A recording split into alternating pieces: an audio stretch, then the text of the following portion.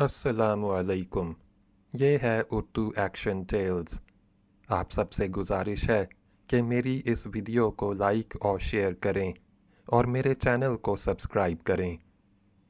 ये है हज़रत सलमान फ़ारसी रज़ियल्लाहु अन्हु की इस्लाम कबूल करने की ईमान अफ़रोज़ दास्तान और हज़रत मुहम्मद सल्लल्लाहु अलैहि वसल्लम की सवानह उमरी चौयाए हक़ जो मौलाना अब्दुल हलीम शरर ने बतौर नावल लिखी है। हिस्सा दोम, बाब नंबर 37। 10वां ख़त। मेरे मुर्शिद व आका, मेरे बरादर मुकर्रम अस्तफ़ानूस बनी अल मुस्तलिक में मुझसे मिले और अब अख़ुवत इस्लामी के रिश्ते में मुंसलिक हो के वो सगे भाई से भी ज़्यादा मेरे अज़ीज़ भाई हो गए हैं। इसके बाद वो तमाम हालात लिखे जिनको हम तफसील के साथ बयान कर आए हैं। इसी सिलसिले में ग़ज़वा-ए उहद की लड़ाई और उसमें मुसलमानों को शिकस्त होना और बावजूद इसके मुसलमानों का गैर मामूली दीनी इस्तक़लाल तहरीर किया। उन वाक़यात के बाद लिखा, हज़रत, हम दोनों हज़रत रिसालत में आप सल्लल्लाहु अलैहि वसल्लम की खिदमत में बारियाब हुए। हमरा उल असद की मुहिम में आप सल्लल्लाहु अलैहि वसल्लम के हमराह सफ़र किया और मदीना यसरब में वापस आ गए। हम हज़रत रसूल खुदा सल्लल्लाहु अलैहि वसल्लम के मेहमान हैं। आप सल्लल्लाहु अलैहि वसल्लम की मस्जिद अक़दस में एक बहुत ही सादा और ख़ास अनबिया के मज़ाक का इबादत गदा है रहते हैं। आप सल्लल्लाहु अलैहि वसल्लम पर ईमान ला चुके हैं। आप सल्लल्लाहु अलैहि वसल्लम के पीछे पाँचों वक्त खुदावंद जल्लो वाला की इबादत किया करते हैं और हर वक्त आप सल्लल्लाहु अलैहि वसल्लम की सोहबत में शरीक हो के आप सल्लल्लाहु अलैहि वसल्लम के इख़्लाक़ व आदात और आप सल्लल्लाहु अलैहि वसल्लम के अहकाम व नसाइह को सुनते हैं। हज़रत रसूल सल्लल्लाहु अलैहि वसल्लम और सहाबा पर से मुसीबत व तकलीफ़ का ज़माना गुज़र गया और अब आप सल्लल्लाहु अलैहि वसल्लम मदीना के हाकिम व फरमा रवा हैं। हमने फ़ारिस व शाम और रूम व यूनान में बड़े बड़े दरबार देखे हैं। इसी तरह मशहूर व मारूफ़ मुक़्तदबान मिल्लत और तारिक़त दुनिया राहिबों की बड़ी बड़ी खानक़ाहें देखी हैं, मगर आज तक ना किसी दीनी व दुनियावी दरबार में ऐसी शान व शौकत और हकूमत व अताअत देखी, ना किसी दीनी और रूहानी दरबार में ऐसी बेनफ़सी व खुदा परस्ती देखी। यहाँ फ़कीरी में बादशाही है और बादशाही में फ़कीरी। मज़हब के एतबार से देखिए तो यहाँ फ़कत एक खालिस और सीधी साधी तौहीद बताई जाती है जो तस्लीस के ऐसे मुशरिकाना अक़ायद से मग़शूश है और ना हलूल व ज़हूर यज़दां के मुल्हिदाना अक़ायद से आलूदा। इस अक़ीदा तौहीद के साथ आलम आखिरत की उन तमाम चीज़ों का एतक़ाद है जिनकी तस्दीक सलफ़ भी करते रहते हैं। शरीयत को देखिए तो सीधे साधे अहकाम हैं। बुराइयाँ और बदअख़लाक़ियाँ बुरी हैं, नेकियां और अच्छी बातें सब अच्छी हैं। खुदा आप सल्लल्लाहु अलैहि वसल्लम के इख़्लाक़ को देखिए तो जो फ़िरोतनी, सब्र, क़नाअत, मुहब्बत, मिलनसारी, सच्ची हमदर्दी और फ़याज़ी आप सल्लल्लाहु अलैहि वसल्लम में है, आज तक और किसी शख्स में नहीं देखी गई।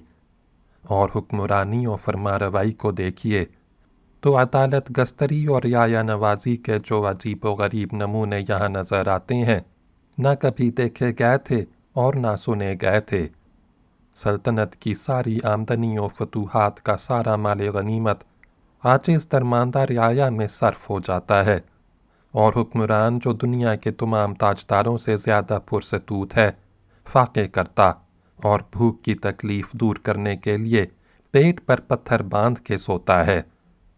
यहाँ न ताज है न तख्त, बोरिया बेरिया है जो कसरा के ताज और कैसर के तख्त दोनों को शर्माए देता है।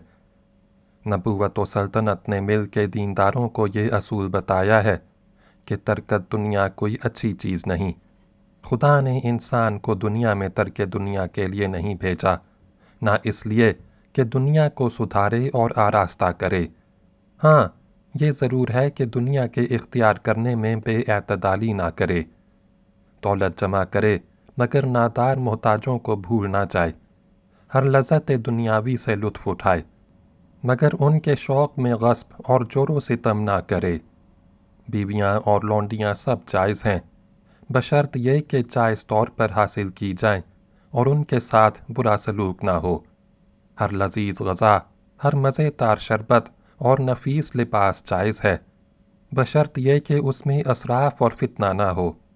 لڑنا اور خون ریزی کرنا نہایت برا ہے، جو کسی کو جس درجے کا زخم پہنچائے اتنا ہی اور اسی درجے کا زخم کھانا اس کی سزا ہے۔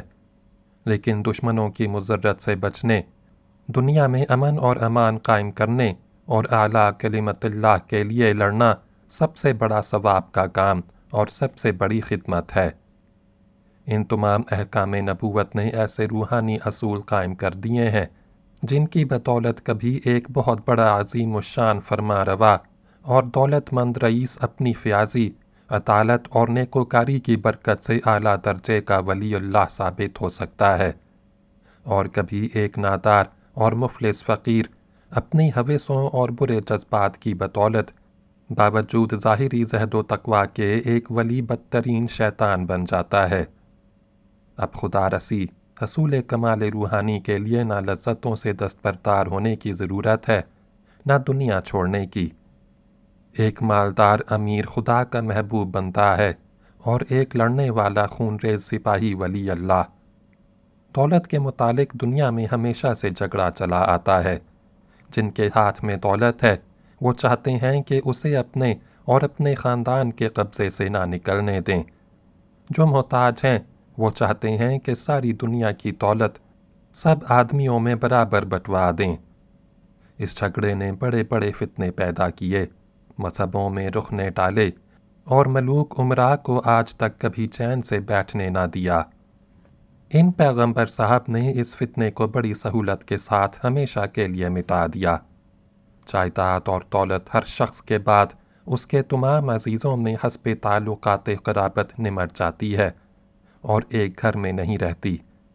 یہ تو غیر ممکن تھا کہ ساری دنیا کے آدمیوں کا اس میں حصہ لگایا جائے، مگر وہ صورت باقی نہیں رہی کہ دولت ایک گھر میں پہنچے تو پھر وہاں سے نہ نکلنے پائے۔ بہرحال جس اخلاقی عروج اور جس روحانی ترقی کو دیکھیے انتہائی کمال کو پہنچ گئی، اور حضرت والا نے ان پیغمبر عربی نژاد کی نسبت جو خیالات ظاہر فرمائے تھے بالکل سچے اور درست ثابت ہوئے۔ عرب کا ملک بڑا پرفتن ملک ہے، جہاں ہر شخص کو حفاظت و زندگی خود اسی کی قوت پر منحصر ہے، اور جہاں کے لوگوں میں درندوں کے تمام خصائص جمع ہیں اور ہر شخص دوسرے کے خون کا پیاسا ہے۔ یہاں ان ناموس الہی کی برکت سے باہمی اخوت کا رشتہ ساری نوع انسانی میں قائم ہوتا جاتا ہے، اور ادنا و اعلیٰ، امیر و غریب، چھوٹے بڑے اور مرد و عورت سب درجے پر آتے جاتے ہیں۔ جہاں تک حضرت رسول خدا صلی اللہ علیہ وسلم کی نبوت و حکومت کا اثر پہنچا ہے، وہاں بالکل امن و امان قائم ہو گیا ہے، اور جو لوگ مردم خور درندے تھے نوع انسان کے بہترین ہمدرد و حامی بن گئے ہیں۔ یہاں آ کے مجھے اسلام کی ایک اور خصوصیت اور عجیب و غریب انسانی مساوات کا نمونہ نظر آیا ہے۔ وہ یہ ہے کہ ان آخری ناموس ربانی کی ہدایت و رسالت سے دنیا میں جو نئی قوم پیدا ہو رہی ہے اس میں ایک حیرت انگیز یکسانی و یک رنگی نظر آتی ہے۔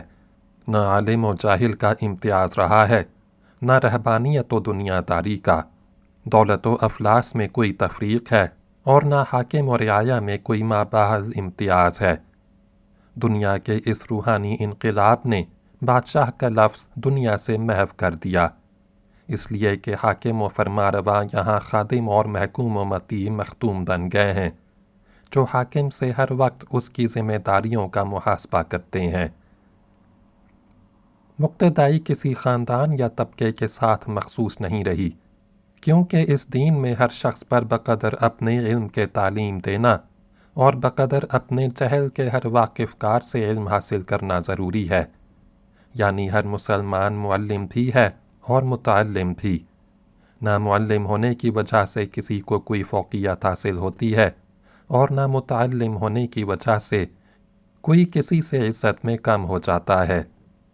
سب کا پیدا کرنے والا، سب کو زندہ رکھنے والا، سب کو روٹی دینے والا اکیلا ایک خدا وحدہ لا شریک ہے۔ اس کی خدائی میں کسی انسان، جن یا دیو کو شریک کرنا شرک ہے، اور یہی اسلام میں سب سے بڑا جرم ہے جس کو خدا ہرگز معاف نہ کرے گا، اور اسی جرم کا استحصال کرنا آخری تعلیم الہی کا اصلی منشا ہے۔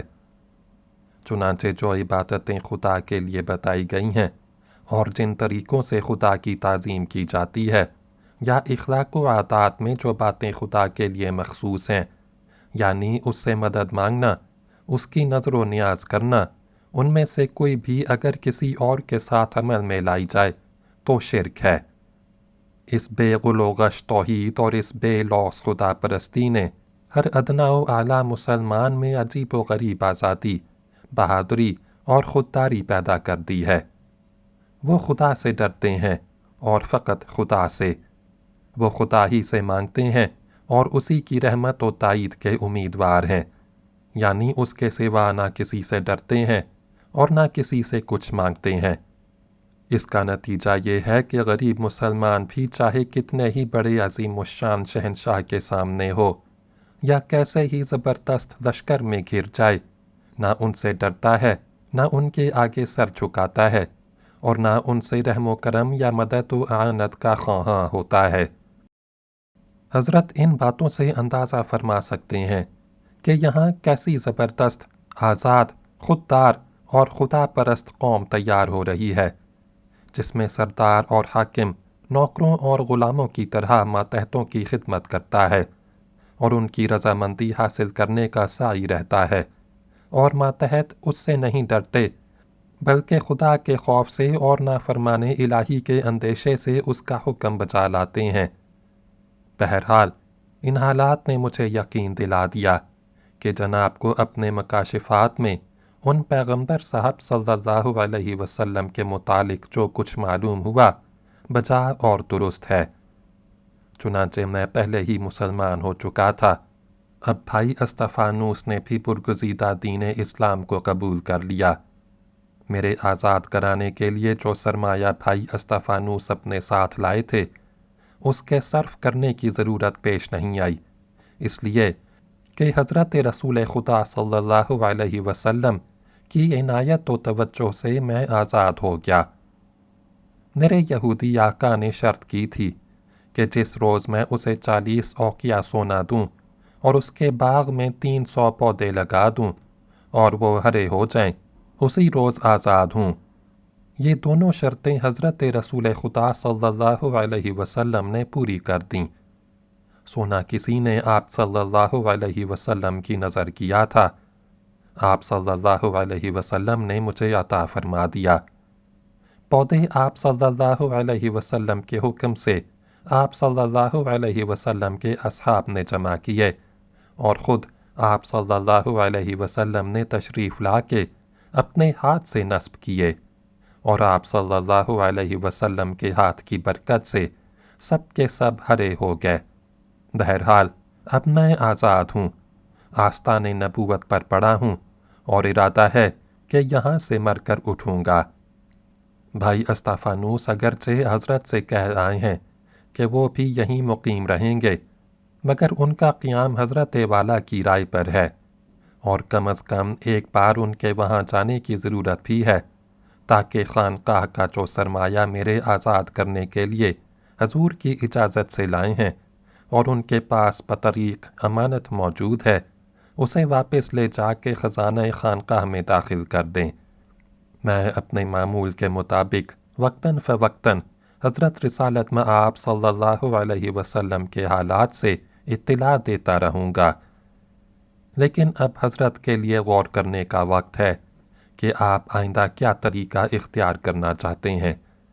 یہ تو دشوار ہے کہ سفر کی دشواریاں برداشت کر کے محترم مدینہ رسول میں تشریف لائیں، لیکن یہ ممکن ہے کہ وہیں بیٹھے بیٹھے دولت اسلام سے بہرہ یاب ہو جائیں۔